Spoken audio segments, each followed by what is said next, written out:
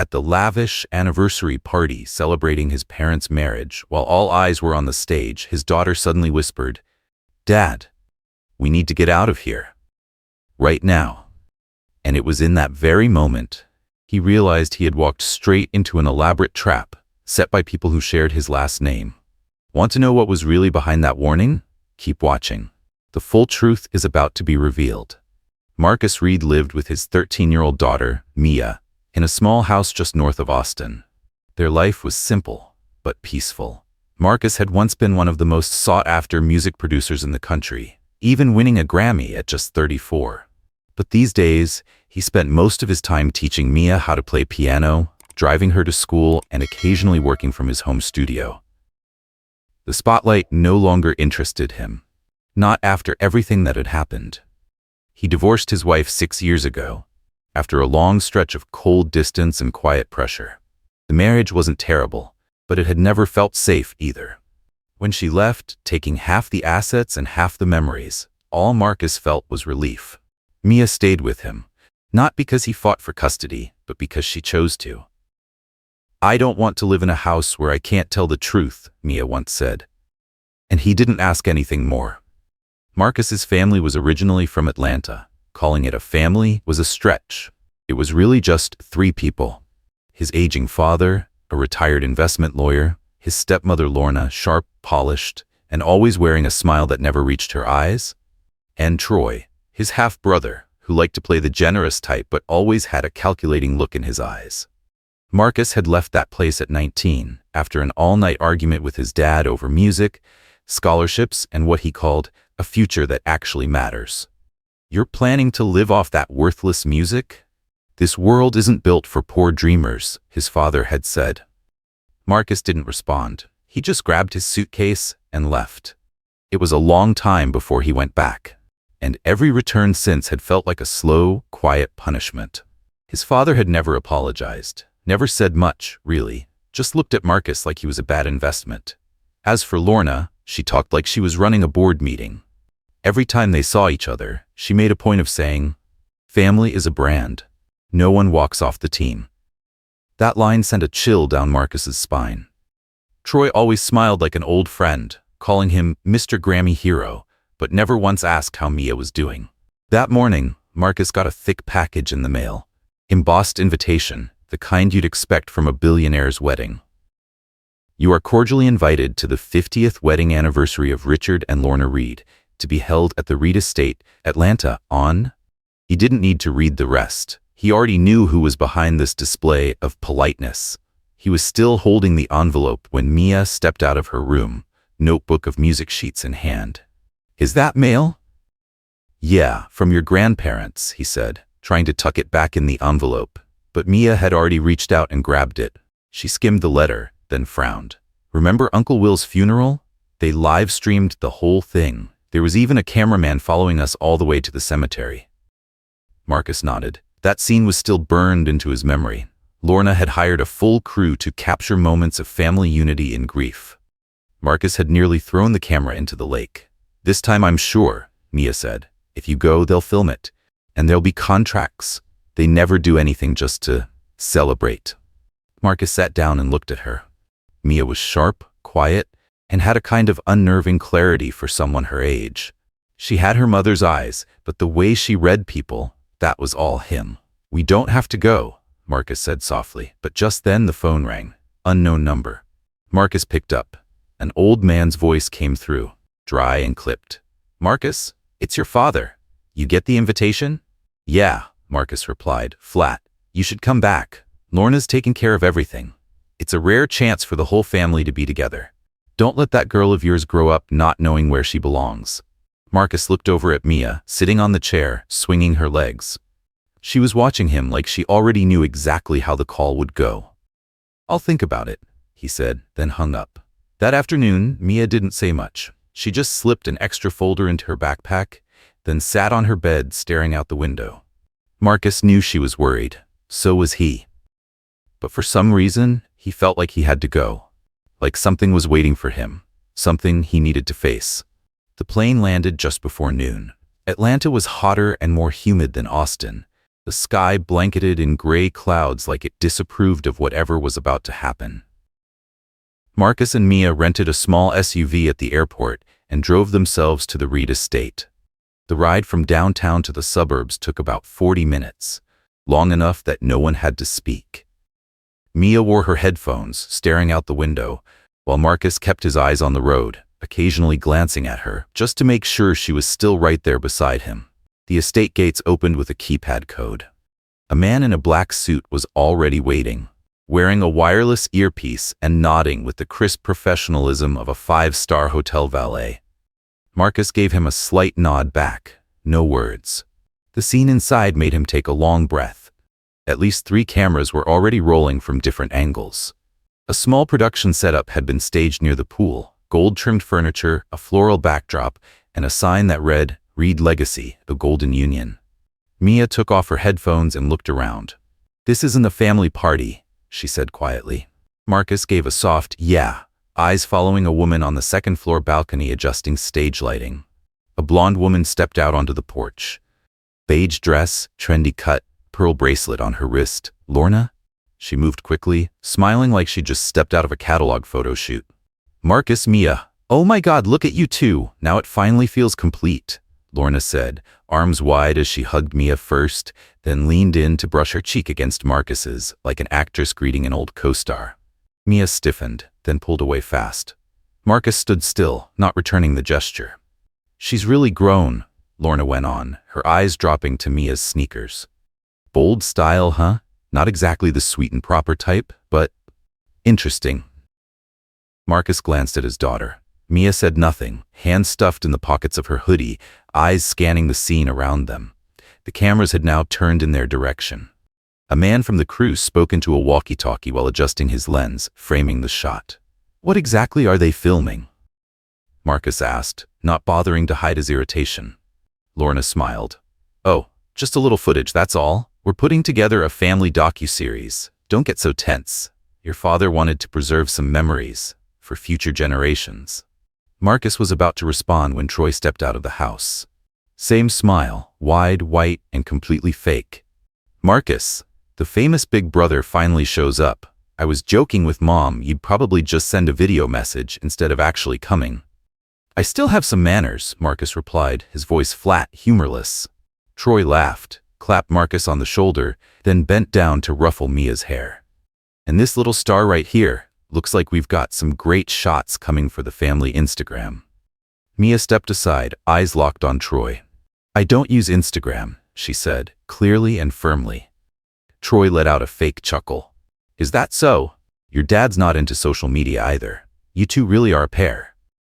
The 3 of them were led inside. The grand entryway was lined with red carpet, fresh flowers wrapped around the staircase railing, and warm chandelier light that made the space feel both cozy and forced.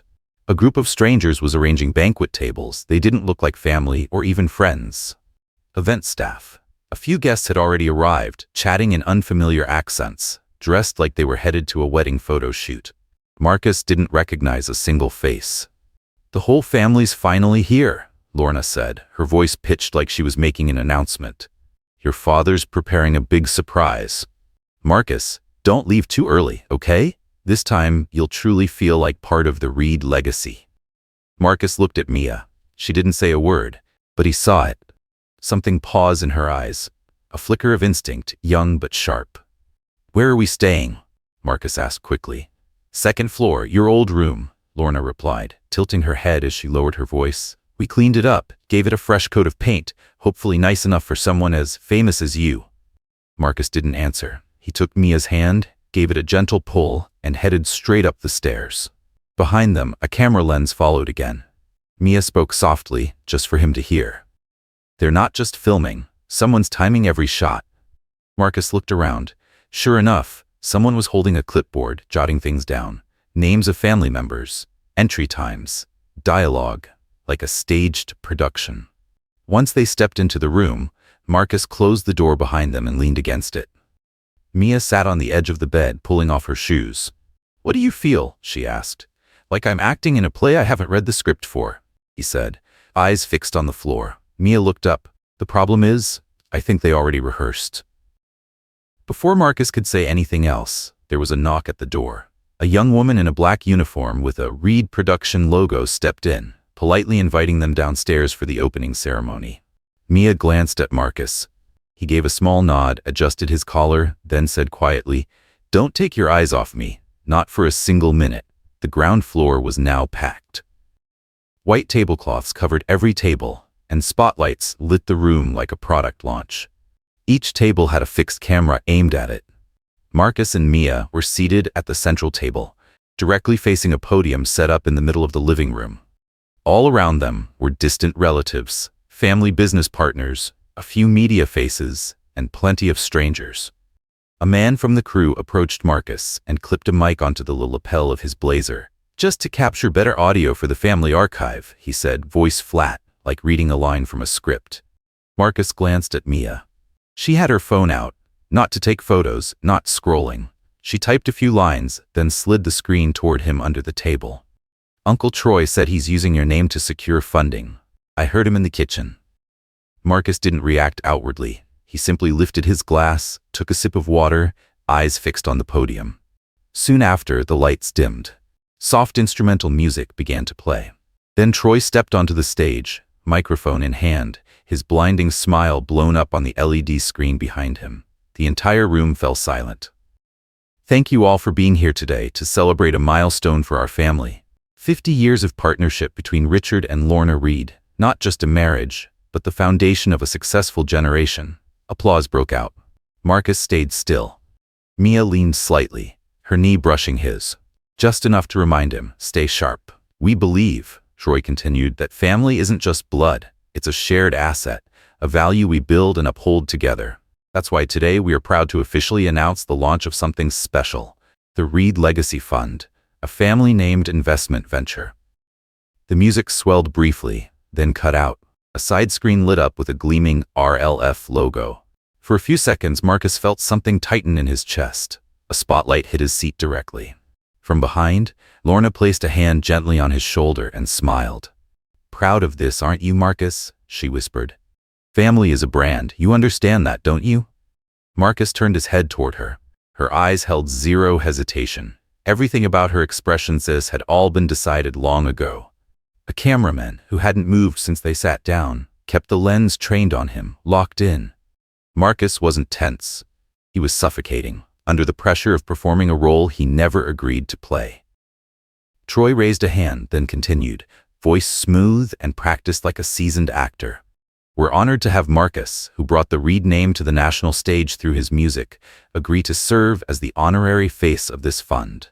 Troy announced, voice rich and polished. "He'll be joining us in signing the pledge to kick off our initiative. Family leads, future follows." Applause erupted. A staff member hurried over to Marcus, handing him a glossy folder and a gold-plated fountain pen. "It's just an honorary acknowledgement," she said softly. "No legal commitment at all." She didn't quite meet his eyes. Mia gently tugged on his sleeve. Marcus looked down at the document. The first page was sleek, looked like a promotional brochure. Harmless. But years in the entertainment business had trained him to be suspicious of anything that looked too polished. He flipped through the pages, then stopped at one filled with dense, fine print. Mia pulled out her phone and typed one more line. "Don't sign. They're live streaming this." Marcus took a deep breath. He looked up, offered a faint, unreadable smile, and said to the woman with the folder, "I'll need a few minutes to read this thoroughly."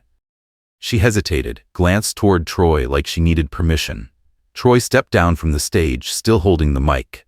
"My brother's a detail guy. That's what makes him successful," Troy said smoothly. "But this is just a symbolic gesture. We're family, right?" Marcus placed the folder back on the table and looked Troy straight in the eye. "My family is this girl," he said, resting a hand on Mia's shoulder, "and I don't sign anything just because there's a spotlight in my face." The room stalled. 1 second. 2. Then Troy burst out laughing, waving it off. All right, I get it. You can review it later, but everyone, let's give a big hand to Marcus, the inspiration behind the Reed Legacy Fund." This time, the applause was weaker. Marcus gave Mia's shoulder a light squeeze. She sat still, but her hand was trembling. The cameras were still rolling, but now, Marcus knew, something was wrong. and he'd just stepped one foot into the center of it. Because the look in Troy's eyes wasn't playful anymore. It was the look of someone who had just missed a critical move and was already calculating the next. Less than 10 minutes later, as guests began drifting from the banquet tables toward the poolside networking area, a man in a black suit approached Marcus. His badge read Legal, Fund Representative. In his hand was a thick stack of papers in a sleek leather folder, along with a luxury pen. His expression was calm, but made no effort to hide his intent. "Mr. Reed," he said smoothly, "for the convenience of the live stream, the organizers would like you to officially sign the Reed Legacy Fund consent form on camera. This is the final draft. No changes from the version you received earlier." Marcus took the folder and nodded silently. Mia stood just behind him, a familiar shadow. He lowered the stack, flipping casually through the pages again. Mia pulled out her phone, typed fast, and held up the screen to him. Page 4, last section, small line, authorization of personal assets within program scope. The words hit like ice. Marcus flipped straight to page 4. There it was, tucked between harmless-sounding clauses printed in faint, minuscule font. Temporary authorization to manage assets related to royalty value, beneficiary properties, and financial instruments associated with Phase 1 implementation of the Reed Legacy Fund. He froze. This wasn't an honorary acknowledgement. This was a transfer of control. And if he signed it on camera, in front of a live audience, it would be legally binding almost instantly. A public declaration, nearly impossible to undo without a court battle. Marcus drew a long, steady breath. Camera lights were on.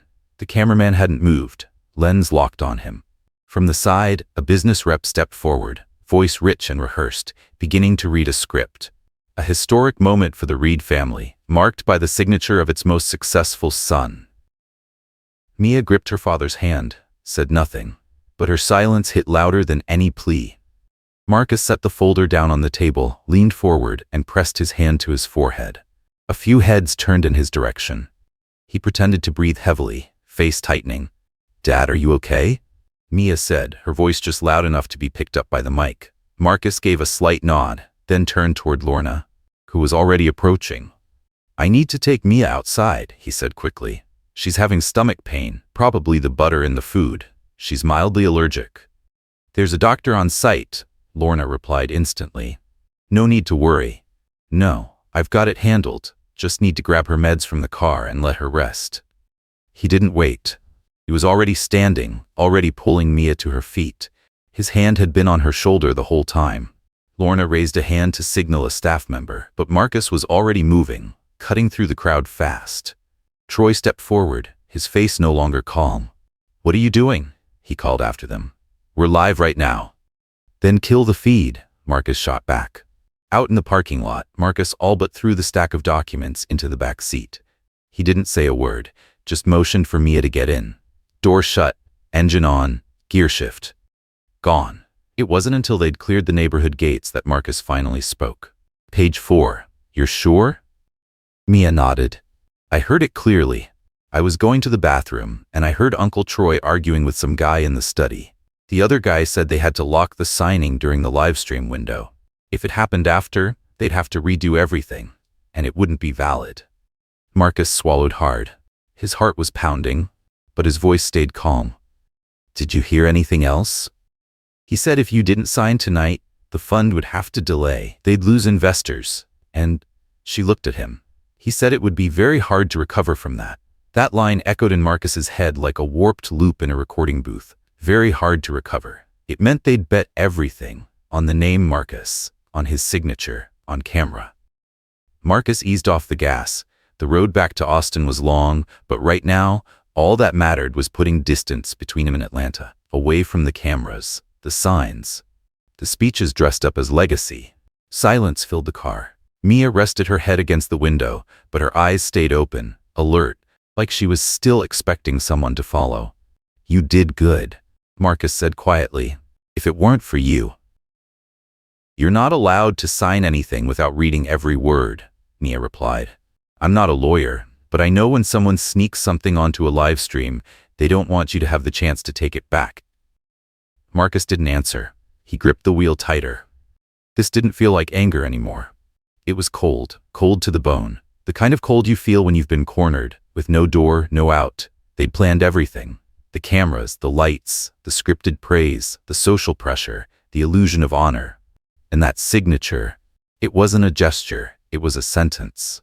Mia held his hand. She didn't say another word. They both knew there was no going back to that estate tonight, not out of fear, but because they had seen the truth in the eyes of people who still called themselves family. Marcus and Mia made it back to Austin the next afternoon. Neither said much on the drive. Mia drifted off halfway through. Marcus just kept driving, locked in a silent pressure cooker of thoughts. His mind spiraled through every detail he'd overlooked. He couldn't believe he once thought it was just an anniversary party. Now, looking back, it was all strategy. He remembered the last few weeks, Troy's constant texts and calls, checking in like a caring brother, but always steering the conversation. What have you been investing in lately? You still holding that 2019 royalty fund solo? The house in Westlake? Still under your name, right? It had annoyed Marcus at the time, but he chalked it up to Troy being nosy. Now it was obvious. Every question had a purpose. They weren't catching up. They were building a list. An asset portfolio. For one signature, on camera. As soon as they got home, Marcus closed the electric gate, checked the security system, and locked every door. Mia went straight to her room without a word. No complaints. She understood the situation better than anyone. Marcus grabbed the folder from the back seat and laid it out on the kitchen table. He flipped through every page, underlining phrases in red ink, snapping photos with his phone. That paragraph on page 4, authorization of personal assets within program scope, was buried inside a block of dense legal text, like someone had tried to hide it on purpose. He opened his laptop and started a video call with Elliot Crane, his longtime personal attorney, 10 years strong. Elliot wasn't one for small talk and had a rare talent for decoding the kind of legal wording designed to confuse and mislead. Signing it live, Elliot raised an eyebrow after Marcus finished summarizing. That's calculated. They boxed you in. Public pressure, live broadcast. Your signature there would be considered informed and fully consensual. Take a look at this section, Marcus said, holding the printout up to the camera and pointing at the clause. Elliot read it slowly. His eyes hardened after a few seconds. This is bait, Elliot said flatly. The phrase temporary authorization, paired with something as vague as Phase 1 implementation, gives them a wide enough loophole to access your accounts. If it slips under the radar, they could withdraw or reassign assets in your name before you even know it happened, let alone fight it. Marcus leaned back in his chair. A chill ran down his spine. You think they'd try to sue me for backing out? He asked, even though he already knew the answer. If you refused to sign and kept records, no, Elliot said. But if you had signed and discovered it afterward, reclaiming those assets would be hell. And my guess is they were planning to move ownership to a third party right after your signature. Fast, clean, irreversible. Marcus gave a slow nod. I can't let Mia get caught in this. Then we get ahead of it, Elliot said. You need to move all your current assets into a protective trust under Mia's name, with clauses that block any claims from family and financial disputes. I'll handle the paperwork. Marcus didn't hesitate. Do it today.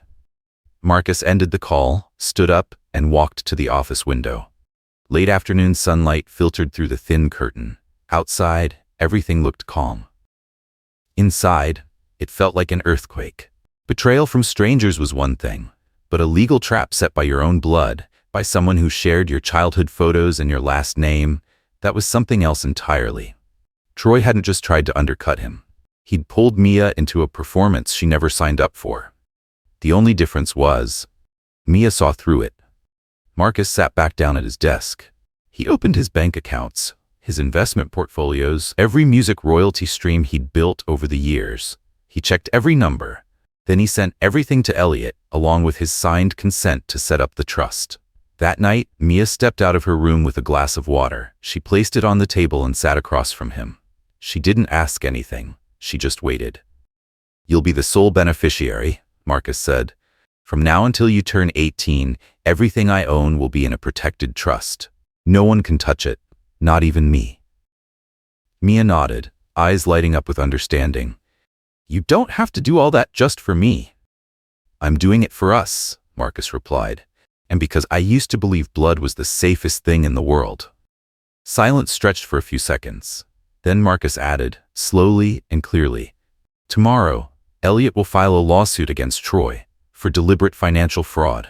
I'm not doing this out of anger. I'm doing it because you need to know something important. There are boundaries.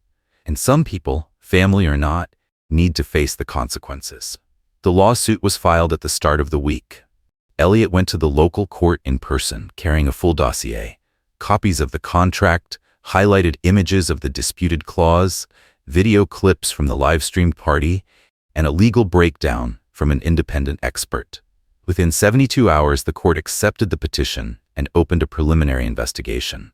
They also issued a formal notice requiring Troy Reed and the media company Reed Legacy Media to provide documentation clarifying the origin of the contract and the legal intent behind the broadcast. Marcus made no public statement. He declined interviews, avoided cameras, stayed silent. All he cared about was keeping Mia out of the storm. But the story spun out of control fast. News started spreading across social media. Finance blogs and entertainment outlets picked it up. Reed family rift, asset fraud alleged at anniversary gala. The headlines were everywhere. Lorna held her own press conference, wearing a soft cream dress, standing in front of a flower wall, smiling gently like she was in a skincare ad. Our family is deeply shocked by these accusations, she said, voice calm and sweet. Marcus is my son. We have always loved and supported him, and we would never intend to harm him or his assets. Troy took a more aggressive route. He hired a major PR firm and launched a media blitz, flooding platforms with articles claiming Marcus had misunderstood the fund's purpose, that all terms were disclosed in advance, and that there was no coercion involved.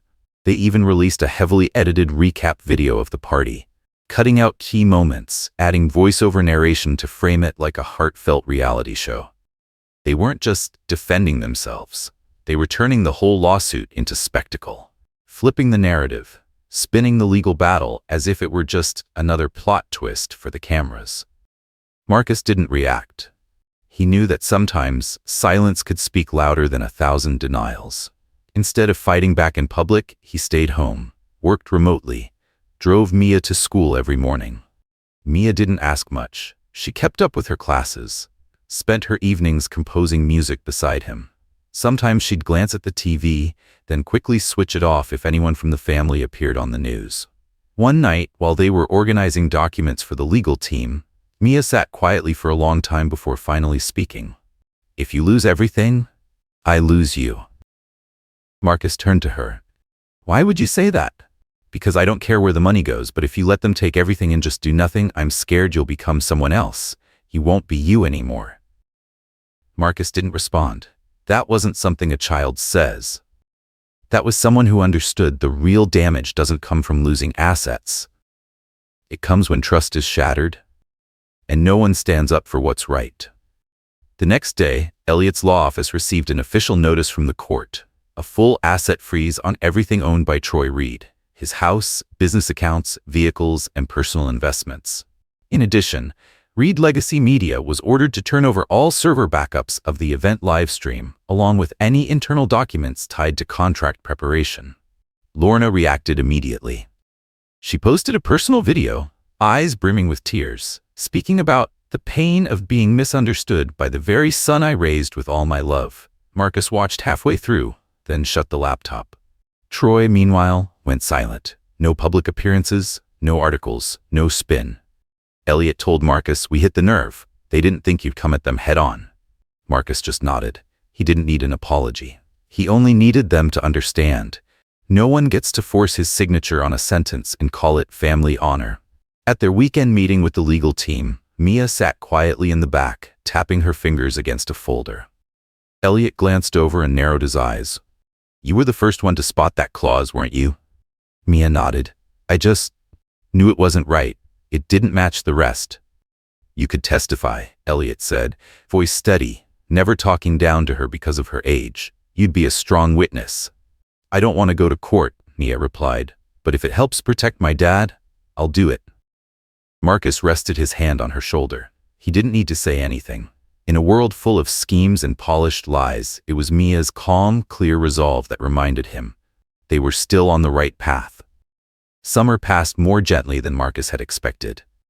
The court hearings slowly faded into the background of daily life, and the media eventually grew tired of a lawsuit with no new spectacle to feed on. Lorna backed out of interviews. Troy vanished from every platform. Elliot's office still sent weekly updates on the investigation, but the late-night emergency calls had stopped. Marcus and Mia finally found their rhythm again. Each morning he dropped her off at school, then headed to a small recording studio just outside the city center. There he worked with young artists, teaching them how to protect their music rights, how to say no to contracts that only sound right. He didn't take on many big projects anymore, not out of fear, but because now he had nothing left to prove to the world. At night, Mia would sit out on the balcony, legs propped on the railing, reading or scribbling fragments of melodies into her notebook. No more news reports echoing from the TV. No one calling them a high-profile family feud. Just the two of them, and peace. Marcus sat by the window, a glass of water on the table beside him, watching his daughter flip through pages under the soft glow of evening. There was a light, small but steady, resting on her hair. The kind of light he thought he'd lost after years of fatigue and guarded living. He used to believe that when Emily left, he'd lost the part of himself that could trust anything pure. But Mia never let him fall. She didn't shout, she didn't pressure, she just watched. Thought and acted when it mattered most. No reason, no reward, just because he was her dad. Marcus replayed the quiet moments from the past few weeks, Mia typing under the table at the banquet, her small hand gripping his as the camera lights came on, her steady voice saying, "I'll testify if I have to." Not one word was dramatic, but every word kept him grounded and standing. He used to think family was a given, something unbreakable, irreplaceable. But life had taught him something deeper. Family isn't made of blood. It's made in the moments when you're at your weakest. When all you have left is a fragile trust in someone standing beside you. Marcus didn't hate Troy. He didn't need an apology from Lorna. They'd shown him exactly who they were. And that truth had set him free from a circle he once believed he could never escape. He no longer needed their approval, and he certainly didn't need them to stay. One late afternoon, as the sun dipped low and Marcus was sorting paperwork in his office, Mia walked in. She said nothing, just placed a neatly printed page on the desk. Project Father-Daughter Album. "What's this?" Marcus asked, smiling. "New idea," Mia said, sitting across from him. "You play piano, I write lyrics. But we don't sell it, we don't release it, we keep it just for us." Marcus fell silent for a few seconds. "Why?" he asked. "Because I want us to have something that's ours," Mia said.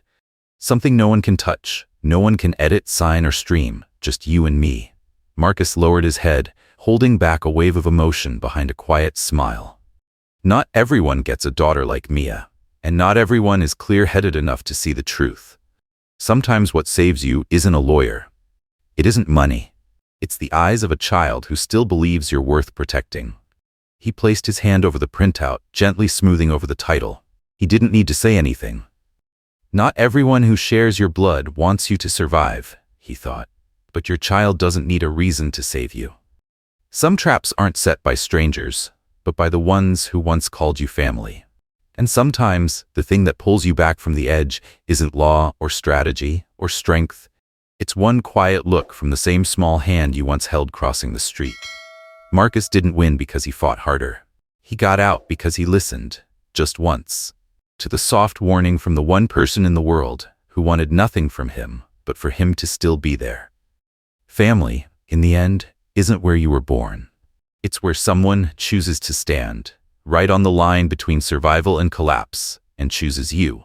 But what about you? Have you ever been betrayed by someone you called family?